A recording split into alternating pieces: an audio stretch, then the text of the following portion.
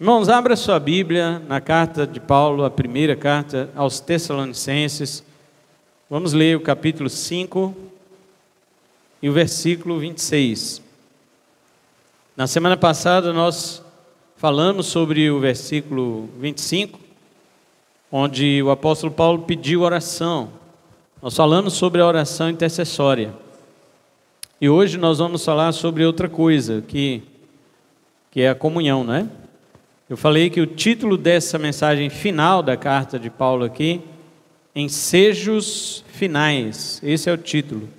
E o primeiro ensejo foi oração, o segundo agora, comunhão, o terceiro, doutrina, e o quarto, bênção. E é isso que nós vamos ver nesses domingos, em nome de Jesus.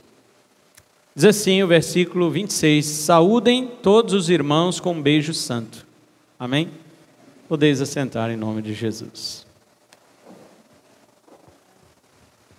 Como nós falamos, ensejos são desejos, são considerações, interesses do apóstolo Paulo pela igreja do Senhor.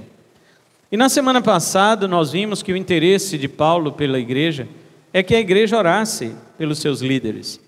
Orasse por ele, por Silas e Timóteo, que foram os três que escreveram esta carta. Que foram os três que estiveram em Tessalônica para evangelizar aquelas pessoas e fundar uma igreja, plantar uma igreja naquela cidade.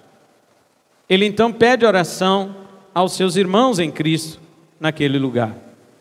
E em segundo, o desejo de Paulo é que a igreja viva em comunhão.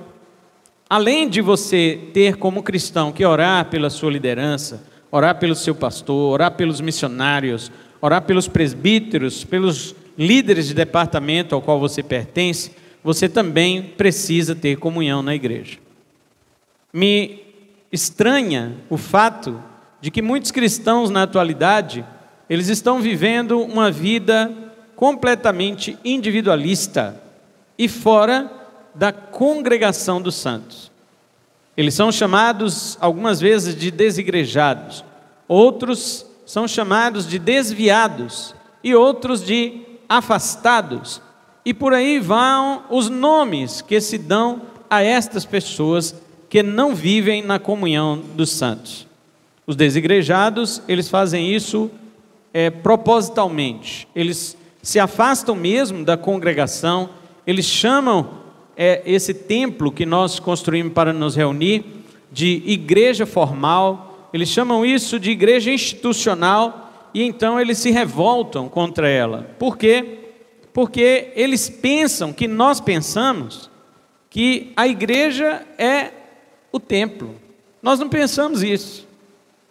É óbvio que todo mundo sabe que a igreja são os crentes verdadeiros em Cristo Jesus. Esses são a igreja. Isso aqui é o templo, é o lugar onde nos reunimos para comunhão. Não adianta os desigrejados quererem mudar algo que veio estabelecido por Deus desde a antiga aliança. Na antiga aliança, o povo era chamado de congregação de Israel. A assembleia do povo de Deus naquela época era o povo de Israel que se reunia para cantar, para adorar, para oferecer sacrifício, para ouvir a lei e muitas outras coisas. O que mudou de lá para cá é que o Espírito Santo não habitava naquelas pessoas. Ele ministrava sobre elas, ele visitava essas pessoas, ele capacitava tais pessoas com certos ministérios, com certas funções para aquela época. E depois que Cristo foi para o céu, o Espírito Santo veio, foi derramado sobre a igreja no dia de Pentecostes, e a partir dali ele habita verdadeiramente em todos os crentes verdadeiros. O Espírito Santo não habita em crente falso, porque crente falso não é crente. Nós sabemos disso. Nós não consideramos isso aqui uma igreja. Consideramos que igreja são os verdadeiramente salvos por Jesus. Mas e onde fica o mandamento de congregar? Onde que fica o mandamento de se reunir? As pessoas agora querem inventar uma nova forma de ser igreja. Elas querem inventar a forma individualista de ser igreja. Eu sou igreja, eu não preciso estar com os outros, é o que eles dizem. E eu pergunto a você, se um membro do corpo for amputado, o que acontece com ele? Ele sobrevive sozinho? Ele apodrece, ele morre, ele não tem mais utilidade, ele é irrecuperável. O que acontece com o galho de uma árvore quando é cortado? Esse galho floresce, ele continua tendo vida? Não, ele precisa estar ligado no tronco que está absorvendo por sua raiz a seiva, que é o alimento para toda a árvore, desde a raiz até seus frutos. Fora da árvore ela não vive, ela se seca. Assim é comparado o povo de Deus. O povo de Deus, o apóstolo Paulo comparou com o corpo humano. Cada um de nós é um membro do corpo de Cristo. E as pessoas atualmente, elas estão desprezando a comunhão. Elas estão desprezando a comunhão. E o que mais me chama a atenção é que isto envolve também o pensamento de crentes verdadeiros. Crentes verdadeiros já começaram a pensar sobre isto. E então eles negligenciam a congregação por qualquer coisa. Ah, meu time vai jogar, então não vou na igreja. Ele fica 2 horas assistindo o time dele jogar, e na maioria das vezes perder, mas ele não fica 1h30 na igreja sem ficar com raiva.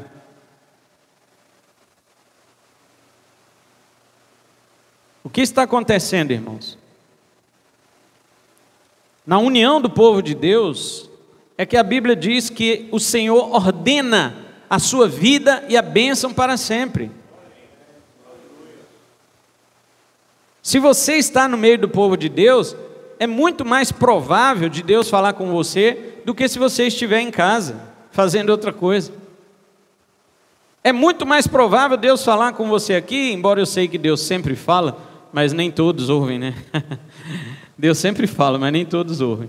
Do que falar com você lá no mundo, lá fora, nas festas, nas baladas. Aí é que Ele não vai dizer nada mesmo, a não ser que você for um eleito e já estiver bem na hora de você morrer. Aí Deus vai ter que fazer alguma coisa e te tirar da lama onde você está, para você ouvir a voz dEle e voltar para os caminhos do Senhor. Caso contrário, é improvável que você ouça a voz de Deus lá fora. É mais provável dentro da igreja. Então eis aí o valor da comunhão. O valor da comunhão é para que os crentes se edifiquem mutuamente. O presbítero Wesley leu aqui a primeira carta de Pedro, capítulo 4, versículos 9 em diante, sobre essa mutualidade. Você foi chamado para quê? Para servir a você mesmo? Não, mas para servir o outro. Quem serve, faça na força que Deus dá. Quem fala ou quem prega, fala conforme os oráculos de Deus, a palavra de Deus. Ninguém é autorizado a pregar o que Deus não autorizou. Ninguém é autorizado a pregar o que não está na palavra de Deus, porque Pedro diz que quem prega, pregue conforme os oráculos de Deus. E assim a igreja do Senhor vai se edificando. Paulo, apesar de ser breve aqui neste versículo, saúdem todos os irmãos com um beijo santo. Ele diz assim, mais ou menos desta forma mesmo, no original: saudai-vos os irmãos todos em beijo santo. Este mandamento é encontrado além daqui em Romanos 16:16. O apóstolo Paulo fala isso também na carta aos Romanos. Quando ele finaliza a sua carta aos Romanos, capítulo 16, versículo 16. O apóstolo Paulo diz assim, antes de finalizar, né? Saúdem uns aos outros com um beijo santo. Todas as igrejas de Cristo mandam saudações. Também, no final da primeira carta aos Coríntios, que também é capítulo 16, no versículo 20, Paulo diz assim: todos os irmãos mandam saudações, saúdem uns aos outros com um beijo santo. Também, na segunda carta aos Coríntios, no capítulo 13, ao encerrar a carta, versículo 12, Paulo diz assim: saúdem uns aos outros com um beijo santo, todos os santos mandam saudações. E aproveitando a leitura que foi feita do apóstolo Pedro, no capítulo 5, versículo 14, ele encerra sua carta dizendo: saúdem uns aos outros com um beijo fraternal. As antigas versões da nossa Bíblia dizem ósculo, não é? Quando eu era criança, obviamente, eu achava que eram óculos, mas ósculo é um beijo. E uma vez que um beijo é considerado um dos gestos mais íntimos de carinho, então Paulo, para evitar qualquer coisa contrária, ele coloca sempre o adjetivo santo. Beijo, santo. Ósculo, santo. Porque é para ser praticado entre irmãos em Cristo. E a palavra irmãos é muito usada, e é usada com frequência pelo apóstolo Paulo na carta aos Tessalonicenses, que nós já estudamos. Várias e várias vezes ele repete a palavra irmãos.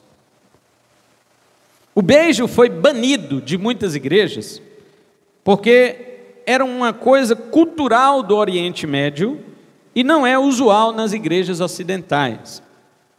Todavia, mesmo que o beijo em si não seja dado, a verdade que ele representa deve ser mantida e de alguma forma manifestada no meio do povo de Deus.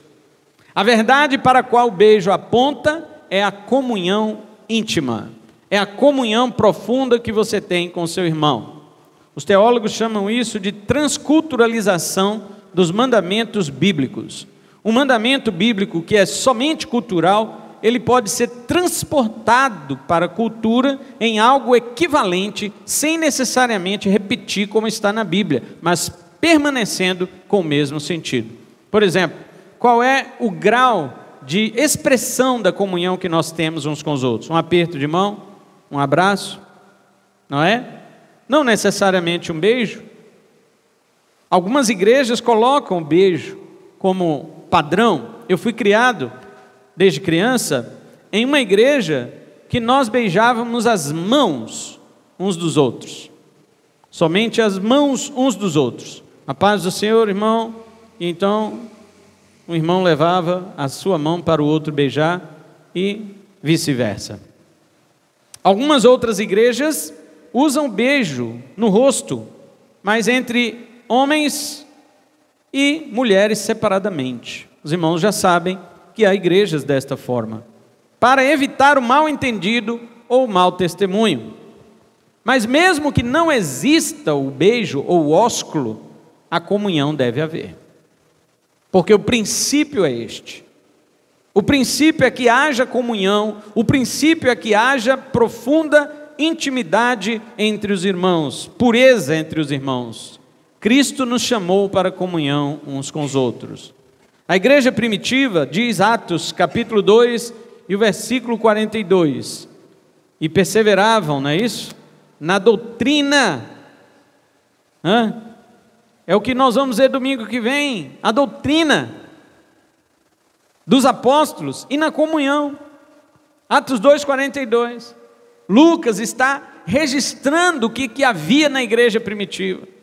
E havia doutrina, havia comunhão, partir do pão, né, como um dos exemplos, orações que nós falamos domingo passado. Os irmãos estão vendo? Em cada alma havia temor. Você vê que as pessoas aqui, elas tinham sobre si a graça de Deus, que também nós vamos falar no final da carta de Paulo aos Tessalonicenses. A graça do Senhor seja com todos. Meus queridos, a comunhão foi dada à igreja como uma prova de que ali se reúnem filhos e filhas de Deus. Você pode se reunir com várias pessoas em vários lugares.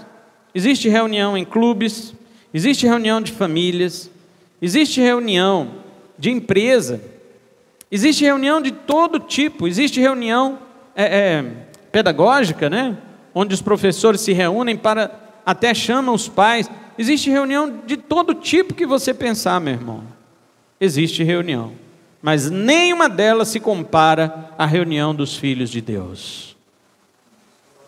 Nós não conseguimos calcular isso. Nós não conseguimos. Deixe-me explicar por quê. Porque quando você vem à igreja, você rapidamente pensa em ir embora. Você não está interessado realmente em ter uma conversa com seu irmão. É porque não entendemos isso. Claro que durante a semana dá para fazer dá para desenvolver esta comunhão, mas será que desenvolvemos? Será que realmente nos interessamos? Ou nossa correria, os nossos afazeres, tomam o nosso tempo de tal maneira que eu não tenho mais preocupação com meu irmão? O único tempo que eu posso ter com você, talvez seja na igreja, e esse tempo que eu procuro, você já foi embora. Ou que você me procura, eu já fui embora. Então, nem mesmo os filhos de Deus entendem o propósito da comunhão, da reunião. Na comunhão dos filhos de Deus, irmãos, não pode haver acepção de pessoas, não pode haver divisão, não pode haver castas, porque Paulo disse aos Gálatas, capítulo 3, versículo 28, o apóstolo Paulo diz que, olha o que ele diz aqui, assim sendo, não pode haver judeu nem grego, nem escravo nem liberto, nem homem nem mulher, porque todos vocês são um em Cristo Jesus. Paulo, ele desfaz completamente qualquer tipo de divisão social que possa existir quando o assunto é igreja. Nós entendemos isso? Nós não entendemos isso, irmãos.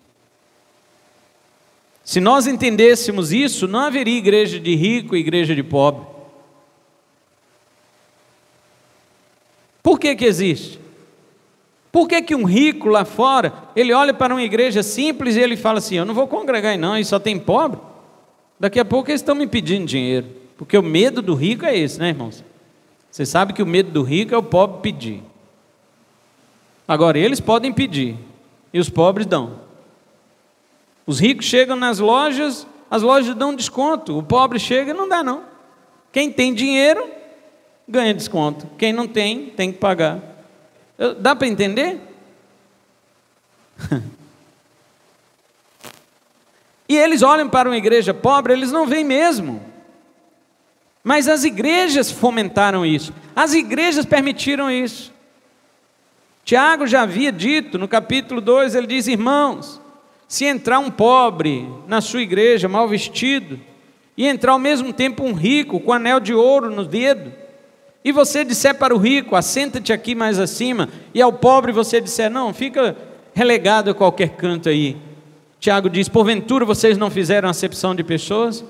Porventura vocês não se tornaram juízes de maus pensamentos? Dentro da igreja não deve haver distinção. Dentro da igreja não pode haver separação. Paulo sempre comparou a igreja a um corpo, cujos membros representam os crentes. Assim como um corpo só pode funcionar se todos os membros estiverem juntos e ligados pelo auxílio de todas as juntas, assim também a igreja só pode existir em saúde e crescimento se os seus membros estiverem unidos em comunhão. Olha os textos bíblicos que falam sobre comunhão. Romanos, capítulo 12, versículos 4 e 5, diz assim, porque assim como num só corpo temos muitos membros, mas nem todos os membros têm a mesma função, assim também nós, embora sejamos muitos, somos um só corpo em Cristo e membros uns dos outros. No grego está membros uns para os outros, não é uns dos outros, uns para os outros. Ou seja, eu existo para você, você existe para mim. Também o apóstolo Paulo repete esta ideia aos coríntios, em 1 Coríntios 12, 12, porque assim como o corpo é um e tem muitos membros, e todos os membros, mesmo sendo muitos, constituem um só corpo, assim também é com respeito a Cristo. Irmãos, Paulo foi o único apóstolo de todo o Novo Testamento que teve uma revelação que a igreja era o corpo místico de Cristo. Nenhum outro apóstolo falou que a igreja é corpo de Cristo, somente Paulo. Talvez João, né? Posteriormente, depois de ter lido essas cartas aqui, ele escreve lá no seu evangelho, porque a última coisa que foi escrita no Novo Testamento foi o evangelho de João, né? Então João escreve no seu evangelho que Cristo daria sua vida para trazer muitos para o seu corpo. João escreve isso, mas talvez por ter lido o apóstolo Paulo, Porque a revelação mais clara de todo o Novo Testamento, que a igreja é o corpo de Cristo, foi Paulo que recebeu. Nenhum outro apóstolo fala disso. E em Efésios, capítulo 4, versículo 16, o apóstolo Paulo diz assim: de quem todo o corpo, ou seja, de Cristo, bem ajustado e consolidado pelo auxílio de todas as juntas, segundo a justa cooperação de cada parte, efetua o seu próprio crescimento para edificação de si mesmo em amor. A ligação dos membros, ela é unida e ela é movida pelo amor. Esse amor só pode existir no meio do povo de Deus. Na sua família existe, sabe qual amor? O amor philos, que é Filadelfia, que é grego, significa amor de irmão, que foi traduzido para o latim frater, que é irmão frater, nidade, que é caridade, amor, fraternidade quer dizer amor de irmão no latim, e Filadelfia quer dizer amor de irmão no grego. E para nós traduzimos desta forma: amor fraternal, ou amor entre irmãos. Na sua família é o máximo que pode existir, a não ser que eles também sejam crentes como você. Então há um amor maior, que é o amor agape, que é o amor desfrutado no meio do povo de Deus. Cristo é a cabeça deste corpo, vocês já sabem disso. Ele comanda e nutre o seu corpo, ele vivifica e aperfeiçoa a sua igreja. Um dia a igreja, corpo, se juntará a Cristo, cabeça, e então estará completo na glória. É um texto muito curioso, em Efésios capítulo 1, que o apóstolo Paulo diz que Cristo é dado por Deus como cabeça sobre todas as coisas. E diz mais, apóstolo Paulo diz que Deus deu Jesus à igreja, que é o corpo dele, e que a igreja completa Jesus. Mas ele deixa claro que Jesus completa todas as coisas. Efésios 1, 22 e 23. Deus deu Jesus para ser cabeça de todas as coisas, e deu Jesus para ser cabeça do seu corpo, que é a igreja. Mas o corpo hoje está separado de sua cabeça, fisicamente falando. A cabeça está no céu, o corpo de Jesus está no céu. E a igreja, fisicamente, a igreja está na terra, ainda não foi arrebatada.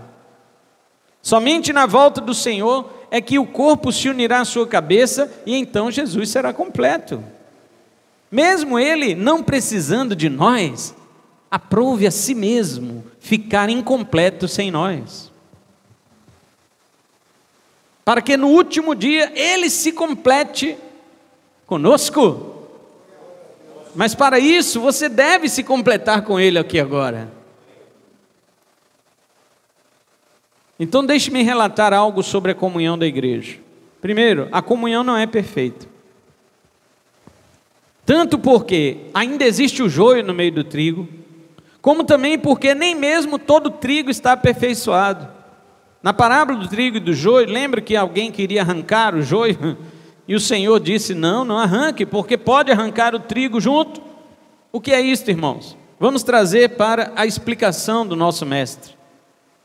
Os joios são os filhos do diabo, e eles estão plantados no reino de Deus também. Os filhos do diabo também estão plantados no reino de Deus, assim como os filhos do reino. O trigo são os filhos do reino, mas tem trigo de todo tamanho, não tem? Tem trigo já maduro, tem trigo que está nascendo agora, tem trigo que ainda não tem fruto, está verdinho. Se você vai lá e arranca um joio, é perigoso você arrancar um trigo junto. Você sabe, explicando o que isso quer dizer, que há muitos crentes verdadeiros, que são trigo, mas são novos, eles não têm discernimento ainda, e eles olham para um joio, para um filho do diabo, e eles não têm discernimento, eles acham que é um filho de Deus.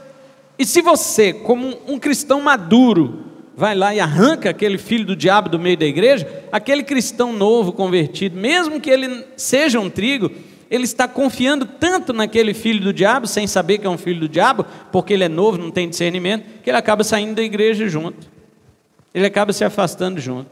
Você pode prejudicar um crente de verdade, se você tentar arrancar um filho do diabo da igreja. É mole isso, irmãos? Então deixa os filhos do diabo na igreja. Deixa.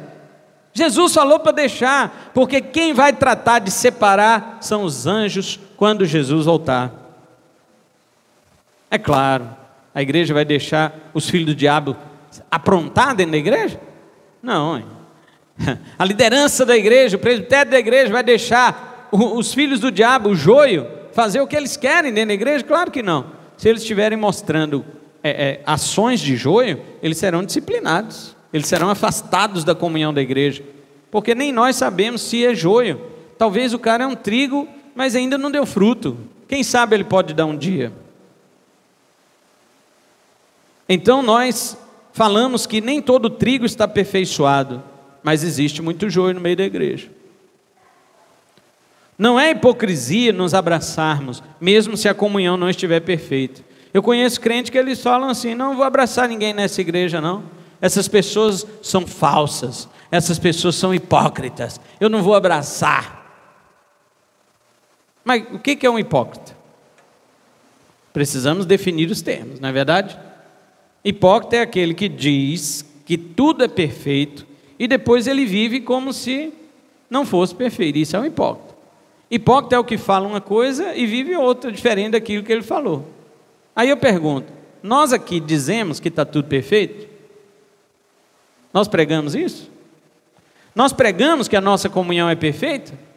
Não, mas pregamos que temos que ter comunhão, mesmo que ela não seja perfeita. Isso não é hipocrisia. Então pode abraçar seu irmão mesmo imperfeitamente, Se eu dissesse aqui, se nós ensinássemos aqui que a comunhão é perfeita, e então você encontrasse alguém falso, aí sim é hipocrisia. Mas nunca falamos isto, que a comunhão é perfeita. Os crentes falham. Por que nós falhamos? Preste atenção no trigo de novo, volta na parábola. O que é que o trigo tem de semelhante com o joio? Aparência. Os dois parecem, né? A mesma coisa. Mas a segunda pergunta: quando vai para o fogo, o que do joio vai para o fogo? Tudo, porque o joio não tem nada, ele só tem aparência. Então o que vai do joio para o fogo? Tudo. E eu pergunto: e o que vai do trigo para o fogo? A palha. Não vai tudo. O fruto é tirado e colocado no celeiro, mas a palha do trigo vai para o fogo junto com o joio, gente. Ou seja, mesmo nós sendo trigo, ainda há palha em nós. E essa palha precisa ser queimada, ela precisa ser destruída, que são as ações do velho homem, da velha natureza. Mas existe uma coisa que nós temos que o joio não tem, que é o fruto do Espírito do Senhor em nosso coração. Isto sim vai para o celeiro. Mas você tem palha, eu tenho palha. Então não adianta você olhar para mim e achar que eu sou só fruto. Não, eu também tenho palha. Essa palha tem que ser queimada, mas o fruto tem que amadurecer.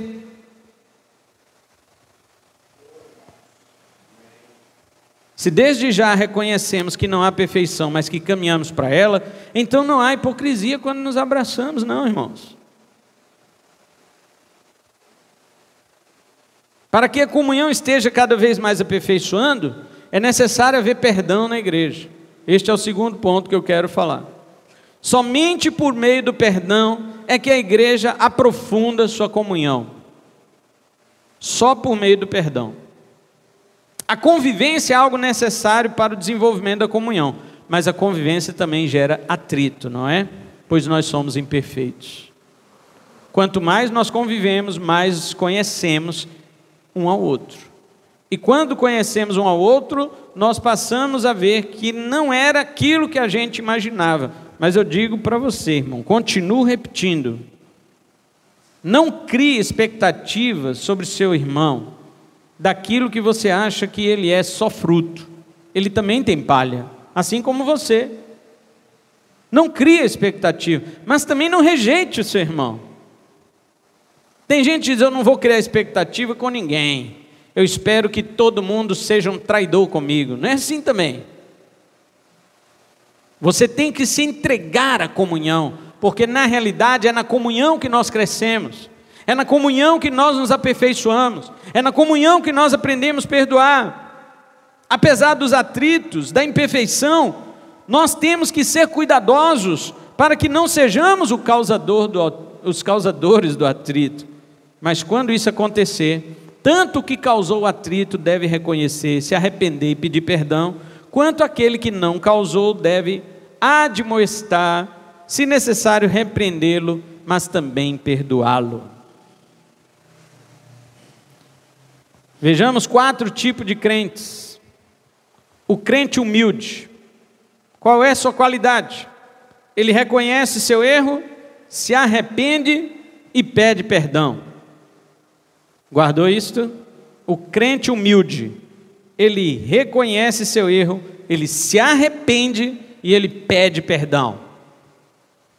Segundo, crentes orgulhosos não admitem o seu erro e não aceitam pedir perdão, não aceitam perdão do outro e nem pede perdão para ninguém. A Bíblia diz assim: não se põe o sol sobre a vossa ira. Você sabe quantos sóis esse cara deixa se pôr? Ele deixa passar um sol atrás do outro e depois chega no irmão e, como se não tivesse acontecido nada, ele abraça, sorri, como se ele não precisasse pedir perdão. Esse é o crente orgulhoso. O crente orgulhoso é o contrário, né? Enquanto o humilde reconhece, o orgulhoso não admite. Enquanto o humilde se arrepende, o outro não aceita. E quando eles pedem perdão, os orgulhosos não pedem. Terceiro tipo de crente, estou falando com relação à comunhão, viu, irmãos? Tipo de crente é o que mais tem, mas eu vou falar 4 aqui com relação à comunhão, que é o que nós estamos falando. Crentes medrosos. Crentes medrosos são aqueles que não repreendem ninguém, eles não confrontam ninguém. Eles dizem: não, isso aí é com o pastor. Nós já falamos sobre isso nos versos anteriores, lá de 1 Tessalonicenses, os irmãos estão lembrados, que é um dever de toda a igreja, admoestar seu irmão. Alguém pode dizer assim: ah, mas quem é você para chamar minha atenção, porque você também erra? Ué, eu também erro, eu sou pastor e erro também, eu tenho que chamar a atenção. Em que eu sou diferente? Apenas no encargo que o Senhor me concedeu, mas também tenho palha, como já disse aqui. O mandamento que o apóstolo diz é, olha, 5,14: também exortamos vocês, irmãos, a que admoestem os que vivem de forma desordenada. É um dever da igreja, não só do pastor, mas tem alguém vivendo de forma desordenada na igreja, qualquer crente deve chamar-lhe atenção, e se ele não mudar, você deve chamar as testemunhas do presbitério. É isso que a palavra ensina. Senão você está sendo cúmplice do erro desta pessoa. São os medrosos, não confrontam, não repreendem, não têm coragem nem de pedir perdão, ainda que se arrependam, porque os crentes medrosos, eles costumam se arrepender. Ai, Senhor, me perdoa, mas ele não tem coragem de chegar perto do irmão e pedir perdão, de chegar perto de outro irmão que o ofendeu e confrontar. E o quarto tipo de crente, crentes malvados, tiranos, esses não perdoam. Como diz o mundo aí fora, nem a pau. Não perdoam de forma nenhuma. Isso dificulta o aperfeiçoamento da comunhão, igreja. Em qual desses tipos de crente nós nos encaixamos? Somos humildes, que reconhecemos nosso erro, nos arrependemos e pedimos perdão? Somos orgulhosos, que não admitimos que erramos e nem aceitamos que outros venham nos pedir perdão, e muito menos nós vamos pedir a outrem? Ou somos medrosos, que não confrontamos ninguém que estamos vendo no erro e nem temos coragem de pedir perdão quando nós erramos? Ou nós somos crentes malvados, tiranos, que dizemos categoricamente: eu não perdoo ninguém? Esse está pior que o fariseu, né? Porque o fariseu perdoava 3 vezes. Esse está pior. Ou melhor, né? Ele talvez está achando que ele é melhor que o fariseu. Mas eu digo que Pedro achou que era melhor que o fariseu, quando ele disse: Senhor, eu devo perdoar meu irmão até 7 vezes, porque o fariseu perdoava até 3. E Pedro: eu vou perdoar o dobro e mais 1. Eu vou mostrar que eu sou melhor que o fariseu. Aí Jesus derrubou tudo e falou: não, Pedro, 70 vezes 7. Isso significa: perdão é algo que deve ser renovável todos os dias para todos os irmãos em Cristo, principalmente marido e mulher, que é onde ocorrem as mais terríveis, os mais terríveis atritos, marido e mulher. É impressionante como nós aparentamos para os outros que somos o melhor casal do mundo, mas que dentro das nossas casas, até o diabo assusta com o tipo de briga, com o tipo de palavrório que é usado do marido para com a mulher e vice-versa. Até o diabo assusta, o diabo fala: essa aí nem eu faria.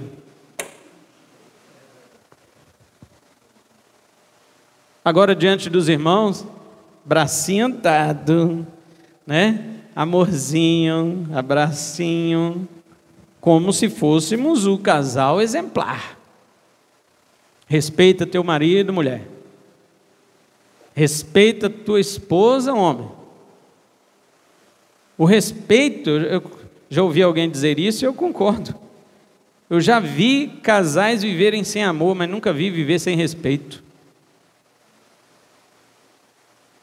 Já vi casais viver sem sentimento de amar um ao outro, mas sem respeito não vive, mesmo gostando.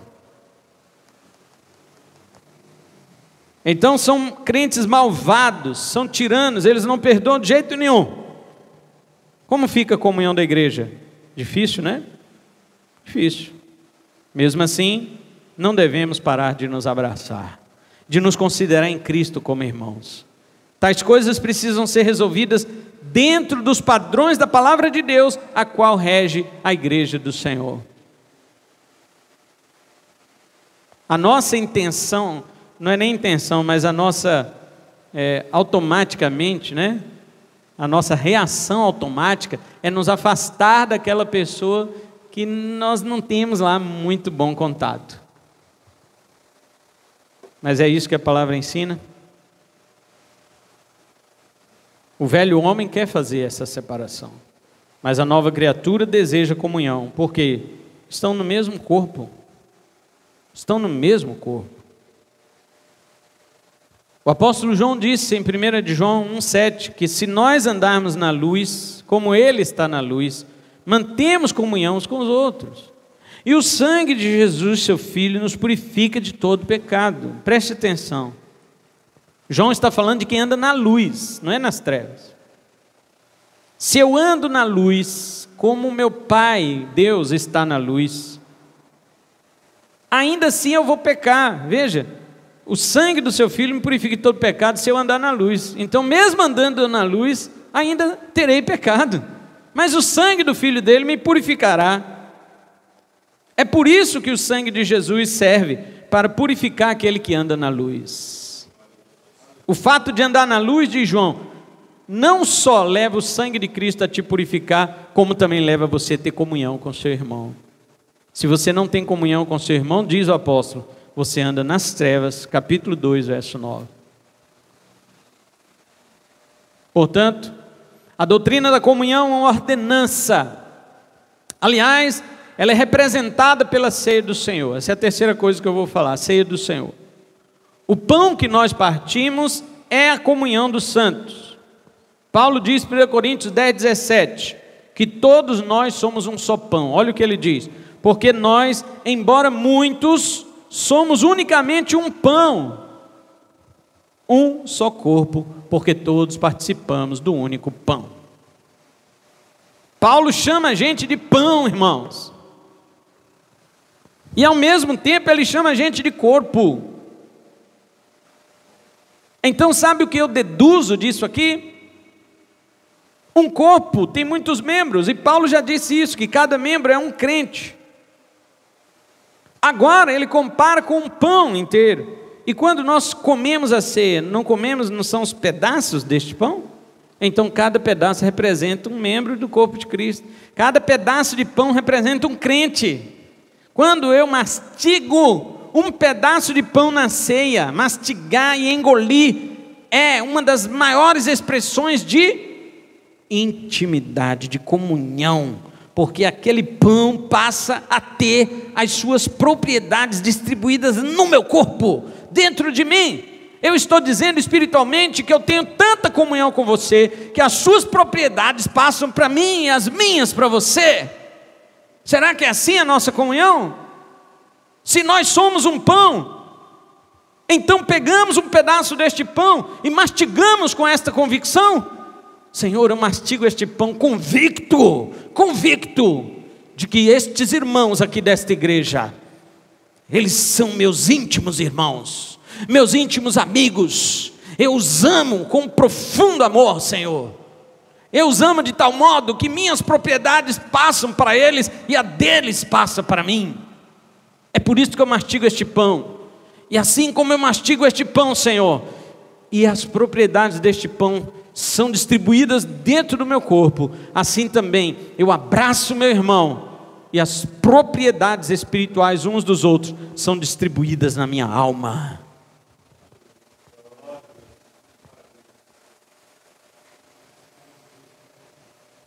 E se isso for mentira? E se eu comer um pedaço de pão e eu não tiver essa comunhão com meu irmão? Você sabe o que Paulo diz? Você será culpado de ter matado Jesus.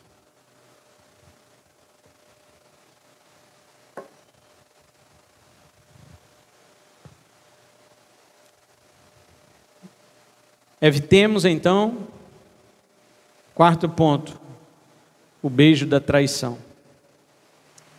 Irônico que na mesma noite em que Jesus instituiu a ceia, que representa o máximo momento da comunhão da igreja, ele recebeu um beijo de traição. Paulo diz: saúdem uns aos outros com um beijo santo. Judas saudou Jesus com um beijo traiçoeiro. O que isso diz para nós? Nem todos que comungam conosco da mesa do Senhor estão de fato em comunhão verdadeira com você. Muitas pessoas vão vir aqui no dia da ceia, fazer uma fila enorme até lá na porta, mas elas vão pegar o pão, elas vão mastigar o pão, mas elas não têm comunhão com você. Se não estão em verdadeira comunhão com o Senhor da ceia, quanto menos estarão com seus irmãos. Não toque na ceia antes de se reconciliar com seu irmão. Aliás, Jesus, ele diz que não dê sequer uma oferta. Não dê sequer uma oferta sem primeiro reconciliar-se com o seu irmão. Mas também não deixe de cear com a desculpa de que você não está bem com ele. Tem crente que diz assim: o pastor falou para eu não tocar na ceia porque eu não estou bem com meu irmão, então não vou cear. A Bíblia não te dá essa opção. A Bíblia não te dá essa opção. A Bíblia diz assim: não toque na ceia se você não tem comunhão com seu irmão. Mas ao mesmo tempo ela diz: não deixe de cear, vá reconciliar com seu irmão. Se você deixa de cear porque não tem comunhão com seu irmão, você está em pecado. E se você cear sem se reconciliar com seu irmão, também você está em pecado. Está vendo quanta coisa significa o beijo santo do apóstolo Paulo? A reconciliação com seu irmão e a participação na ceia são duas coisas importantes. Então resolva aquela que está pendente para participar da que está presente. Não seja falso com seu irmão. Ser falso é você propor uma coisa e manifestar outra. Não é que você não erre. Errar uns com os outros, todos nós erramos. Ser falso é você tentar manifestar sempre alguma coisa que você, na verdade, não é e não vai sustentar. Se tiver algo a dizer ao seu irmão, chame-o e diga-lhe. Mas não fique abraçando e fingindo ter comunhão quando na verdade você tem algo contra ele. Não condiz com o ensejo de Paulo aqui que nós estamos falando. E em último lugar, o ensejo de Paulo, apesar de ser pequeno, há muita coisa para falar sobre comunhão, mas resta-nos dizer que o beijo é santo. Não podemos misturar as coisas. A comunhão da igreja é coisa de gente santa. Há muitos jovens que se aproveitam de certos gestos próprios da comunhão para dar recadinhos e transmitir insinuações a moças em quem estão interessados. Eles se aproveitam dos momentos da comunhão. Quem nunca ouviu falar de casos de jovens que no momento de comunhão da igreja já marcaram até encontro para sair, para ir para motel, depois de ceia, utilizando-se das coisas sagradas para misturar os seus interesses vãos e profanos. Não misture as coisas. Um abraço santo não está envolvido o sentimento de namoro. Se você está interessado em uma jovem, certifique-se primeiramente em oração. Depois saiba se ela sente o mesmo por você. Caso contrário, pare por aí. Depois de ter falado com ela a respeito, vá a seus pais, em busca de autorização, e namore em santidade.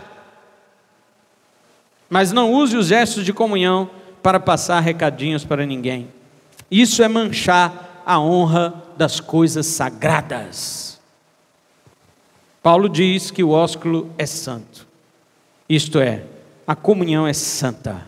Portanto, não a tornem algo profano. É coisa de irmãos e não de namorados. Tudo isso e mais está inserido neste versículo. Saúdem todos os irmãos com um beijo santo.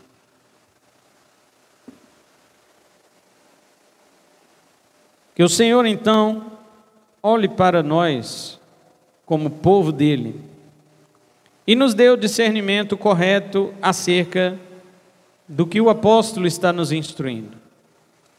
Ele está nos instruindo sobre comunhão.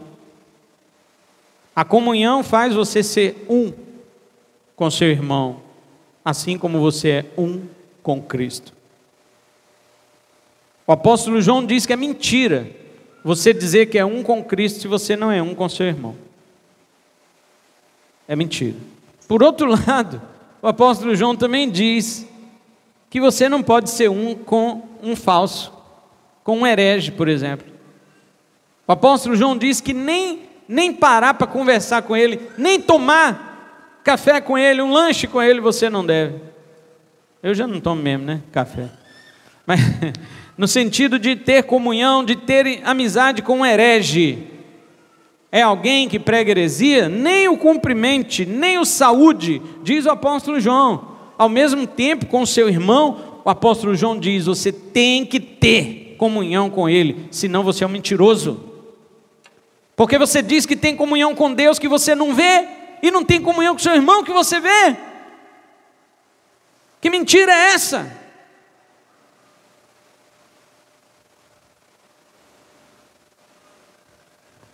Quando nós aprendermos o significado, não do beijo, mas da santidade, tudo tornará a nossa comunhão mais fácil. O que é que substitui um beijo? Um aperto de mão? Um abraço? Talvez um beijo mesmo. Eu beijo algumas pessoas, alguns irmãos meus, recebo beijos de irmãos meus aqui nessa igreja. É óbvio que a questão que está envolvendo aqui é pureza. E a pureza não se fala apenas deste último aspecto que citamos. A pureza também fala de um coração sincero de quem eu amo em Cristo na verdade. E não sou traiçoeiro com Ele. Eu quero que o meu irmão saiba que eu o amo. E uma das expressões é a minha proximidade, é o meu abraço, é o meu afeto, é o meu carinho por ele. E isso feito em santidade, em Cristo Jesus, no meio de uma reunião que é diferente de todas as que existem na sociedade. Não há reunião mais aprofundada do que a reunião da igreja, do povo de Deus, porque aqui se reúnem filhos de Deus. Existe também filhos do diabo no meio de todas as igrejas, sim, mas isso não importa, eu não sei quem é. O que importa é que eu sou filho de Deus e você também, e eu vou demonstrar o meu amor, até mesmo para estas pessoas não sabendo do que elas são, porque o amor de Cristo supera todas as categorias de pessoas que estão dentro da igreja. Que o Senhor nos una em sua santa comunhão. Amém. Vamos orar.